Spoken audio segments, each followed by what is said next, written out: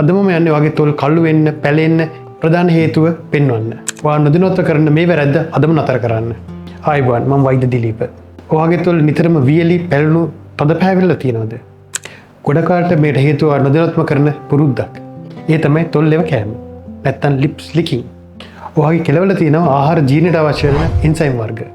ඔයා තොල් ලෙව කනකොට මේ එන්සයිම් ඔයාගේ සභාග හැමේ තියෙන තෙල් තට්ටු ඉවත් කරලා තොල් තවත් වීලි කරනවා. මේකෙන් වෙන්නේ තවත් තොල් වියලි වෙලා පැලෙන්න පටන් ගන්න එක. මේකට අපි කියන්නේ ලික් එක්සිමා කියලා. ඒ වගේම හිරුවෙලට නිරාවරණය වීමත් එක්ක තොල් කළු පැහැවෙන්න පුළුවන්. මේකෙන් ආරක්ෂා වෙන්න මුලින්ම තොල් ලෙව කන පුරුද්ද නවත්තන්න ඕන. ඒ වෙනකොට හොඳ ලිප් බාම්යක් භාවිත කරන්න ඕන. ඒ වගේම සන්ස් ප්‍රොටෙක්ෂන් එකකුත් තියෙන ලිප් බාම්යක් භාවිත කරනවා නම් හිරුවෙලින් වෙන ඩැමේජ් වළක්වා ගන්න පුළුවන්. ඒ වගේම දවසට ප්‍රමාණවත් තරම් වතුර පානය කිරීමත් ස්මෝකින් වැනි ලිප් එකට ඩැමේජ් කරන උණු තේ වගේ දේවල් පානය කිරීමේදී තොල් පිච්චෙන්නේ නැති වෙන්න පරිස්සමෙන් භාවිත කරන්න පුළුවන් නොත් ඔබට මේ ඩැමේජ් එක නවත්ත ගන්න පුළුවන්. මේ සරල පුරුදු වලින් ඔබට නිරෝගීමත් ලිප්ස් දෙකක් ලබා ගන්න පුළුවන්. අපි කවුරුත් දන්න පිරිමැඩ් සාමාන්‍යයෙන් ලිප් බාම් එකක් භාවිත කරන්න ඕන. ඒක අපිට ලිප් එක පරිස්සම් කිරීමේ හැකියාව තියෙනවා.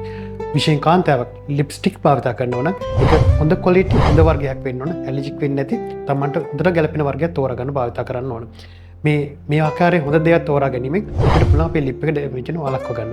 ඒකෙම ලිප් එක ඩැමේජ් වෙලා තියෙනවා, කළු වෙලා තියෙනවා, අඳුරු වෙලා තියෙනවා. ඒක ලේසර් ප්‍රතිකාරයෙන් මගින් ඒ තොල් දෙකේ තියෙන කළු පාට ඉවත් කරලා ප්‍රෝසපයිට් නැත්නම් ලා පැහැති තොල් දෙක ලබා ගැනීම හැකියාව තියෙනවා.